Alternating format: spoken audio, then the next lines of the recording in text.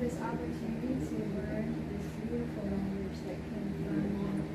And Father, let us also learn more about your heart as we learn what you as well. And we connect with you and your desires. So we just welcome the Holy Spirit to have your way and bless us with your presence and in Jesus' name. In Yeshua's name.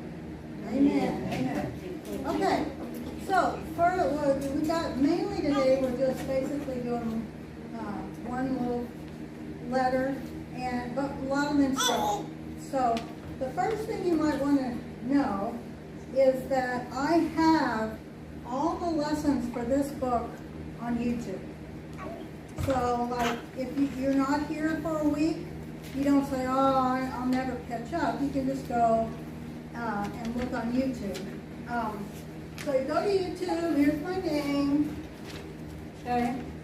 Or, right now, if you're interested, I have a video about the Messianic meaning of the month of Elul. Today's the first day of Elul. We might talk about it a little bit before we leave because it's very interesting. But when you get to my YouTube videos, it will say Class 1. I think you look under Biblical Hebrew, Class 1. Now, Class 1 actually has the first 3 lessons. Okay, Class 2 has the next 3 lessons, that sort of thing. And what I do is basically everything I do in here. And then I go over some of the things that are in the book. So like, let's say you're reading in the book and you go, I'm not sure I'm pronouncing that correctly. You can get on the YouTube video and I read it for you. Now, I don't read every single page. It'll be an hour long. But I read enough to where at least you would have some understanding of what you're doing. Or like I said, if you're absent, or you get home and you go, oh, I forgot all of that, then you can just go to the YouTube video. I also have other videos on there that you might be interested in. I'm not trying to sell anything, but I have things like the biblical meaning of the shoe. And so what I do is I use the Hebrew word for shoe to explain the deeper meaning that you can get from knowing Hebrew. I do the shoe. I do a whole bunch of stuff. I think, I don't know, 50 videos or something. But I do the shoe and salt and yeast and barley and wheat and the cup, a whole bunch of stuff if you're interested. What has surprised me the most, I just put it out there because God said do it and I did it, okay? But what has surprised me the most is the number one thing that people are watching is the biblical meaning of barley. 600 and something people have watched it. And I'm like, I didn't even know people were interested in barley. It was very interesting. So anyway, that's where you can go and get some information. I've also done all the spring feasts and all the fall feasts if you're interested, especially with them coming up. You want a little bit of history, what the Jewish people believe, what Messianics believe. Now I'll have to admit, this is a, what do you call it, precursor, a warning. There's things that are controversial, right? But I try to explain the controversy and why there's a controversy, and then I try to give you my side of the story or why I think it's a certain way. But everybody has to come to their own opinion. So this just gives you another opinion, what I believe was the Messianic opinion. So it's interesting. But for sure, if you want to do the book, get on my YouTube because it goes through everything. The second thing is I am doing new lessons because what I did before is I had a class and I just did whatever the class was doing. So sometimes I do 1 week, sometimes I do 2, sometimes I do 3 lessons, and then it was never the same. No class was ever the same, so I'm doing 1 lesson, 1 worksheet for each lesson. So sometimes we may have 2, sometimes we just have 1. So, and normally I print them out for you, but this right here costs 50 cents. Believe it or not, it's ridiculous. And what I was finding is I'd have like a whole bunch left over, or I wouldn't have enough. And so I think the best way to do it is just to email everybody the worksheet the week before. So you can print it off and bring it if you want, or you can just look at it online. Now, if you don't have a printer or a way to print it, let me know and I'll copy it for you. You don't have to give me money. You don't have to give me money. It wasn't so much the money, but the fact that I had all these extra copies. And I'm like, I looked last year how many copies are almost a whole ream of paper. If I'm paying 50 cents a piece, that'd be a lot of money. An apple or something. So, plus the fact you'll have it, you won't lose it. If you lose it, you'll have a way to print it out of it. Let's see, what else? So, Lisa and I are co-teaching. She's good, but she's really good. So we'll take turns doing this. For a number of reasons. One reason is that some of you have been in the class last year, and we just didn't have enough people that felt confident enough or really was ready to go on to a higher level Hebrew. But next year I expect them to go on. Yeah? Yes. I was the last one in the class. A lot of my students take beginning twice, and that's a good idea. I had a man, when I taught at the Gateway, that he had learned Hebrew as a child. He was Jewish, and he took it twice. And now he's the cantor for their Friday night Messianic services. So I'm really proud of him, but he took it twice. He's very humble. I feel like I need to do this twice. So it's not like you're not smart or anything if you take it twice. It's just you want the basic foundation before you go on. Because in this class, basically I am going to teach you the letter, okay? I'm going to teach you how to write the cursive. Because in Israel, they don't print. The only people who really print are the scribes, and they print the Torah. But they have a lot of signs and everything in Israel in cursive, so you'll be able to read the signs. If you communicate with someone in Israel and write a letter or something, it'll be in cursive. Of course, a lot of times it's email, so. But it's easier too. So in this class, you won't have a lot of writing to do. But if you go on, we write sentences and things like that. You'll want to know the cursive, right, Lisa? Yes. For sure. Because cursive, just like our cursive, is faster. So we do the letter, the cursive. We're going to do a little bit of conversation, okay? So on my new worksheet, I'm going to use yours, okay? On the front, what you'll have is you'll have the letter that we're doing. If there's a vowel, you'll have the vowel that we're doing. And then I have here an explanation. And sometimes I've decided this year it's kind of interesting what the letter kind of means. If there's a number or something, I might put what a number means. I just want, we're going to be cautious. I'm not into Kabbalah or anything like that, mysticism. But sometimes, like the number 7 or the number 40, they have a significance in the Bible. So we'll talk a little bit. That'll be on the front page. And then on the back at the top, we'll have a little bit of conversation. All right, and then we'll have more practice. Okay.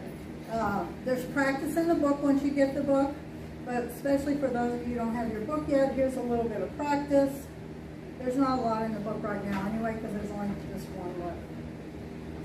So, anybody have any questions before we go on? Yeah. No. Just the book. You don't have to buy the book. No cost for the class. We do this because we love it, right, Lisa? Yes, absolutely. I do. I love Hebrew, and the thing is, the more you do it, you can look up. Oh, the one other thing I forgot to tell you is I will teach you how to do read transliteration. It's very important to read transliteration correctly, because if you'll notice, most of the things that we do in the service are transliterations of the real Hebrew. They don't put a lot of real Hebrew up. They do, some, but they'll put a lot of transliterations. So if you don't know how to pronounce it correctly, and it's not really helping you. Or if you look it up online, it'll be transliterated. Now, there's some differences in transliterations, but for the most part, I think you'll pick it up pretty easy. So we'll do transliteration. But,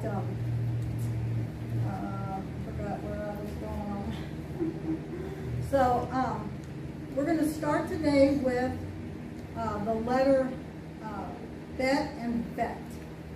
Now, if you'll notice, when you look at bet and vet, the underlying symbol, this is on page 3.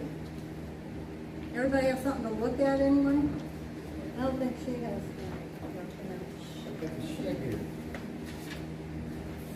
It is on the page I gave you. Do you have one? We need one more page. You have another one? No. That's it. Here. Wait. I do. She's got one. I think there's 2 in there. Yeah. Yeah, we need to know how to open the book first. Oh, yeah. Yeah, that'd be nice. Right to left. We, in Hebrew, you read from which direction? Right to left. So you open it backwards from normal. Yeah. Okay, so there would be 1, 2, and 3. Is that right, page? No, it'll say right here. Right here, page 3. The other way. Oh, okay. Yeah, there you go. Okay, so this is it. This is it. There you go. Thank you. Now, this may look a little bit like kindergarten. Well, I hate to tell you, we are in kindergarten. I'm in this kindergarten one right here. This is kindergarten Hebrew.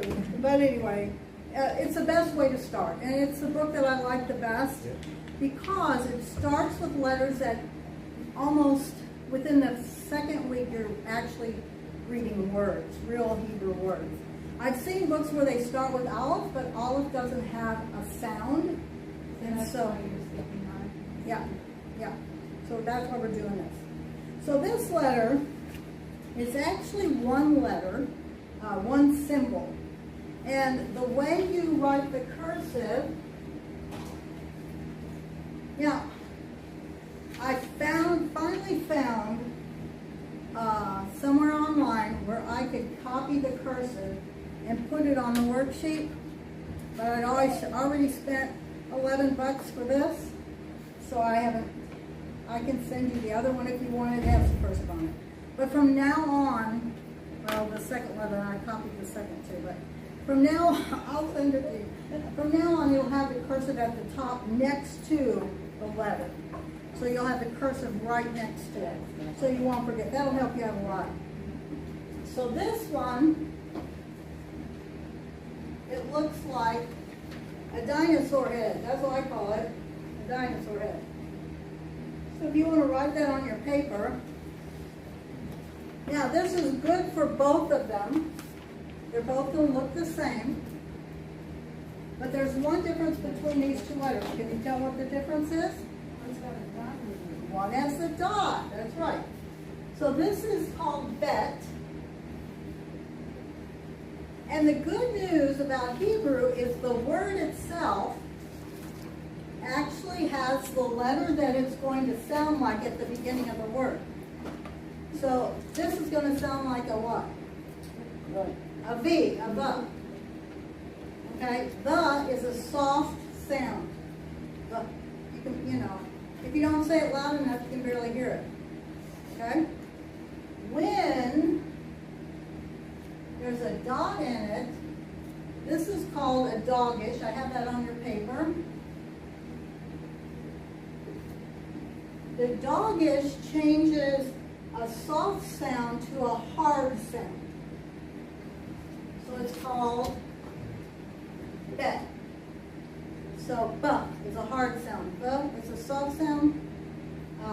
And then you transliterate it with a B.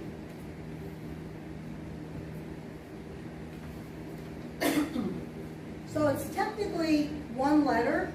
If you're looking through scriptures and they, instead of numbers, they use letters of the alphabet, it'll be Aleph, Bet, Gimel, Dalet.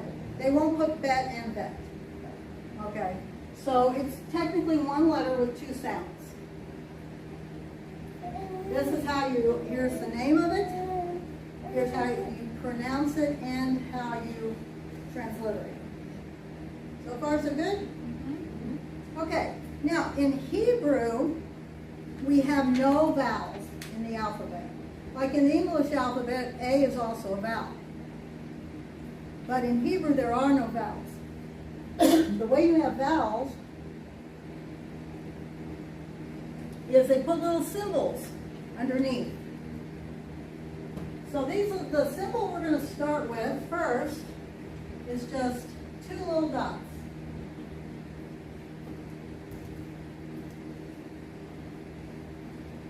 Now this sound is an eh.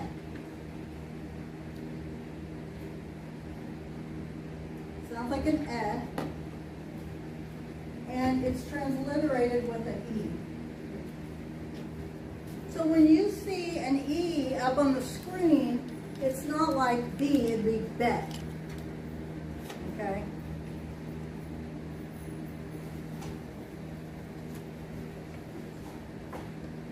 So if we put the dots underneath, we know that this symbol is a V,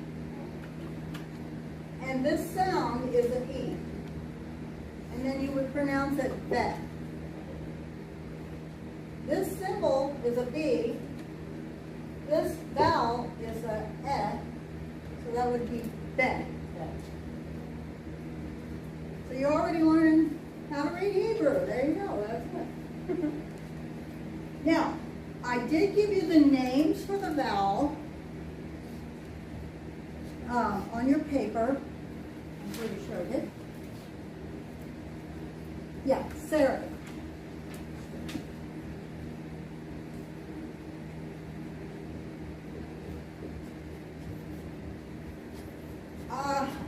I actually started taking classes from the Hebrew University in Jerusalem. Not one time did they ever mention the name of the vowels. So it's not like you have to know them, but if somebody in class knows it and says, is that a sari, then you'll at least know what they're talking about. So the thing about the vowels, which is interesting, the same as the letters, is the word for the vowel actually has a transliterated letter in it.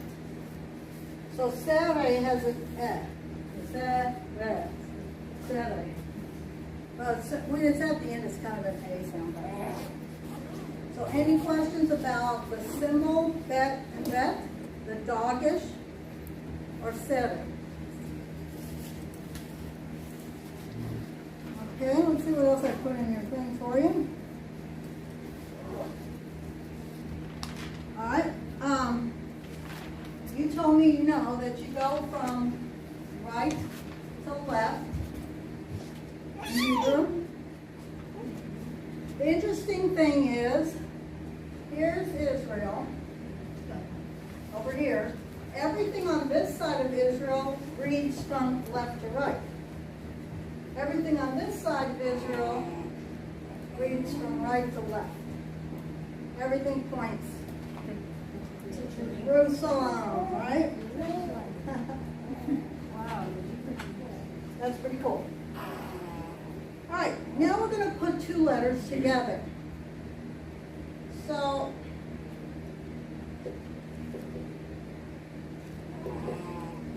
this is, we're putting two letters together.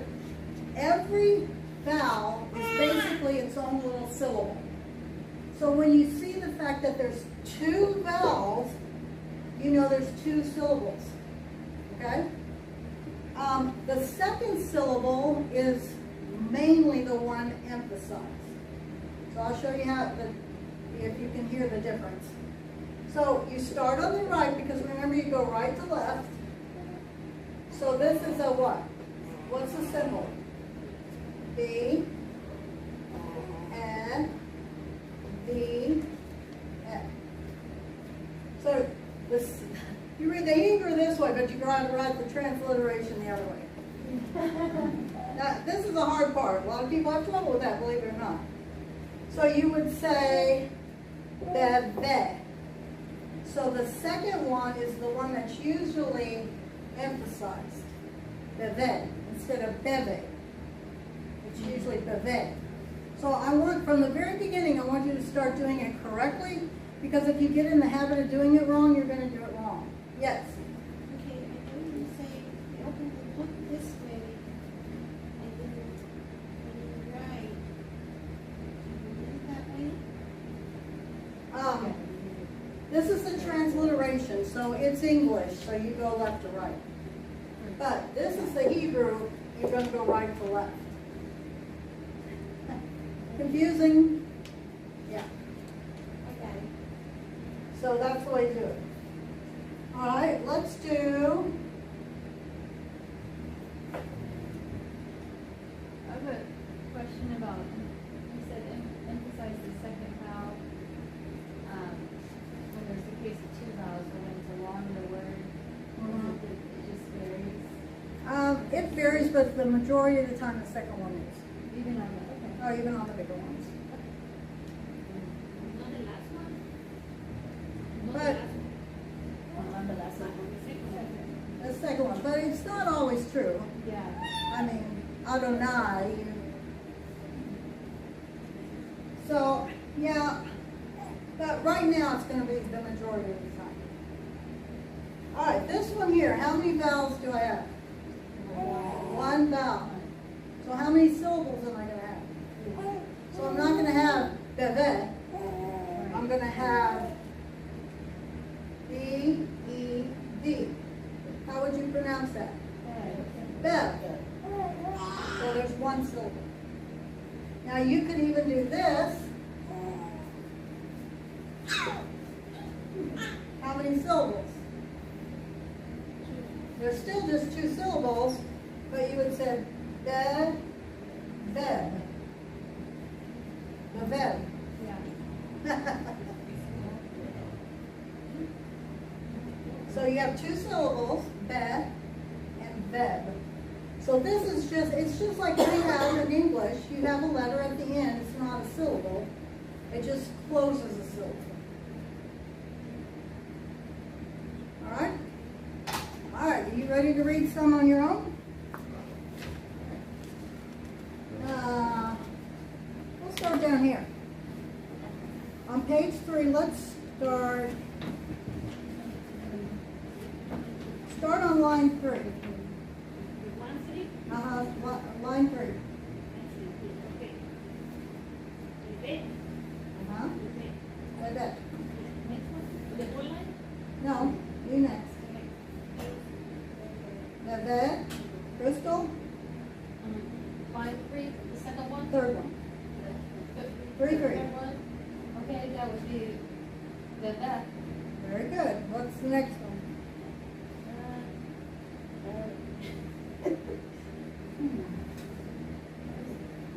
I have no idea. I don't know. I think we did that one. That one?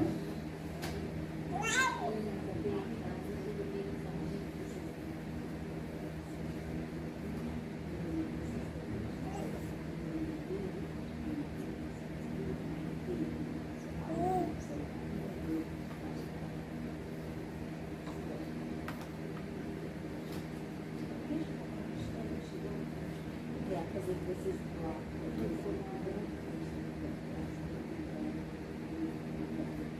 Yeah, that's, it is kind of a little problem to start with, and the fact that I don't know how to write closet. I never learned. That's okay, I'm not the best.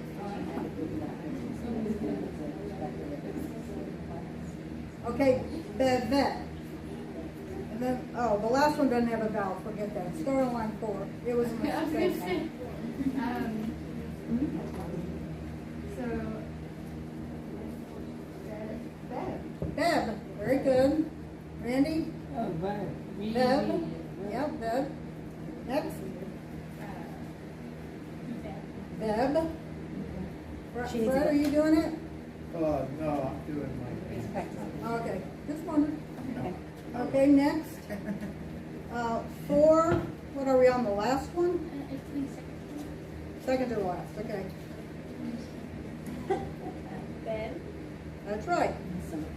Over here, the last one on line 4. Last one on line 4. Yeah. Right here. Oh. That's right here. Okay, so that would be, So it's this letter, B, F, B. Beb. Beb. Beb. One syllable, B-E-B. B-E-B. Alright, and the last one, line 5. Beb. Okay? So I'll let you practice those at home. Let's see if there's anything on here I need to go over. Most everything I just talked about is on the front page. You have a little homework if you don't have your book on the back. You can practice. It's not much though, because I thought you would have your book. Sorry. Didn't come in.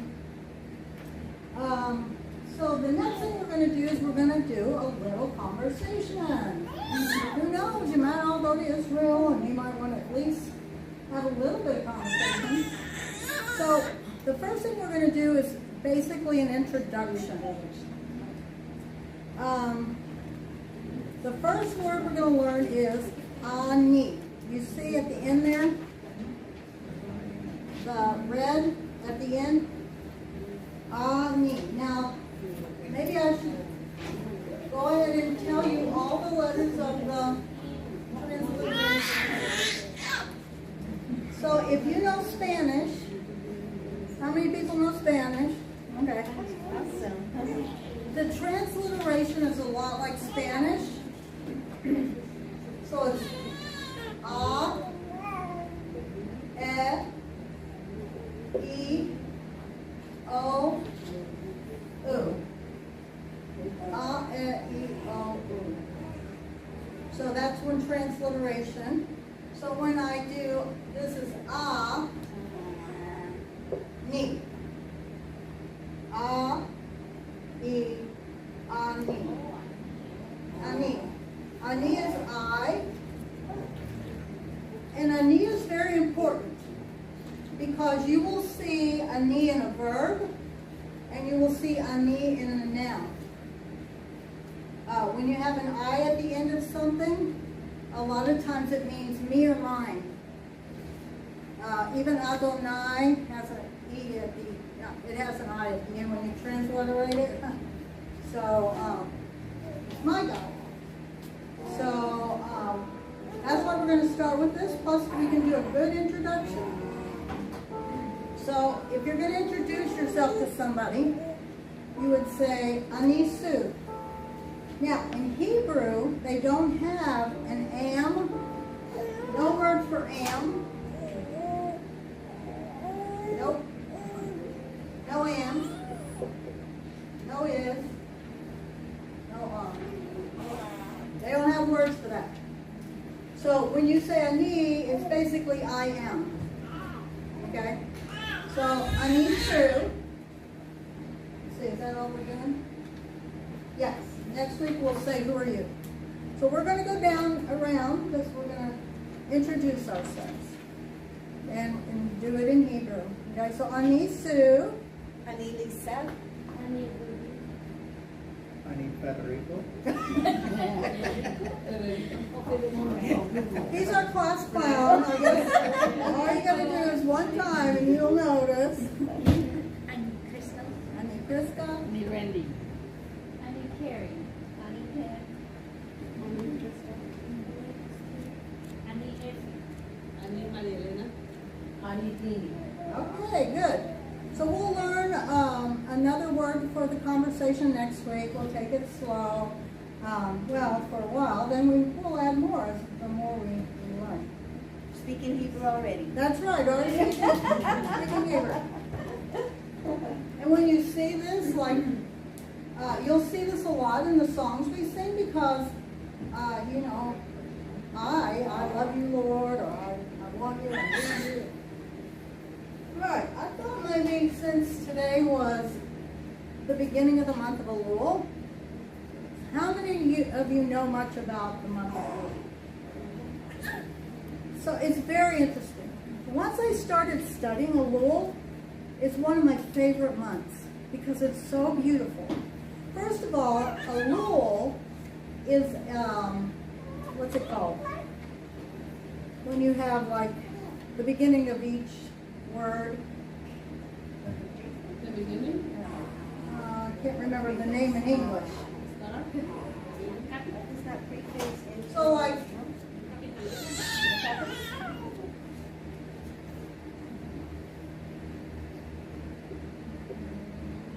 so each one of these has a Hebrew word. It means, I am my beloved and my beloved is mine. In Hebrew. It's on the, I have it all on there. I just don't know the English. I'm not really good with English, so. Especially like prepositions and, you know, whatever. Pronoun. Well, yeah. So, how many of you have ever known that phrase? I am my beloved and my beloved is mine? Yeah. Yeah, Solomon, and a lot of times James Avery loves that phrase. Because they have rings with the inside says, or outside says, I am my beloved and my beloved is mine. So, the Jewish people, they have a story about the month of Elul called The King is in the Field. So, the story is, and then I want you to share how you see the Messianic perspective in it. There's a king, and he's going to get married. But he wants to make sure that the wife he marries loves him, and the people who come to his wedding all love him. Oh, do you want to tell it? No, I think this is started like Ruth in the field with Boaz. No, this is, no, I this, remember that. this isn't in the Bible. Oh, yeah. Now, this is a Jewish tradition, which once you hear the story, you're going to go like, you always wonder, why don't they believe, you know? But anyway, they don't. So the king, he's wanting to do this, but he wants to know the people who's coming, and the people who, you know, his wife is going to love him. So he takes off his kingly garments, puts on clothes of a servant, and he goes out into the field. That's why it's called The King is in the Field. Okay? Now, in the field, he gets to know the people. He knows who loves him, who doesn't love him. He knows their pain. He knows what they're going through. He knows who's loyal to him because he's one of them and they don't know he's the king. So it's kind of like incognito. He's going out and doing this. And then he sends out his servants throughout the country, and the servants are telling, hey, the king is going to get married and he wants you to come and he wants you to love him and all this sort of stuff. And so he's going to have a wedding feast, and when he does, we're going to blow the shofar or the trumpet in the castle, and you are to put on white garments, and you're to come to the castle, just drop everything and come to the castle, and as soon as the trumpets it's over, we're going to shut the door, you can't get in. And once you do get in, we're going to see if your name is on the guest list. Okay? Because the king in the field knows who should be on the guest list because he knows who loves him. So, that's basically the story. So, who can tell me the Messianic perspective of this? Prince and a pauper. Jesus coming, like putting on flesh and his humility and being among us to Right, Yeshua, he stripped himself of his heavenly throne. I mean, he was willing to do that. Just say, okay, I'm going to go down there. I want to be with the people. I want to feel what they feel. I want to hear what they hear. I want to understand them. This is a king that wants to know us and wants to know our pains and our sorrows. And so the king is in the field. And when he was here, he's inviting people to come be his bride, right? All you come, come to me, all you that are weary and heavy burdened and all that. Who are the servants?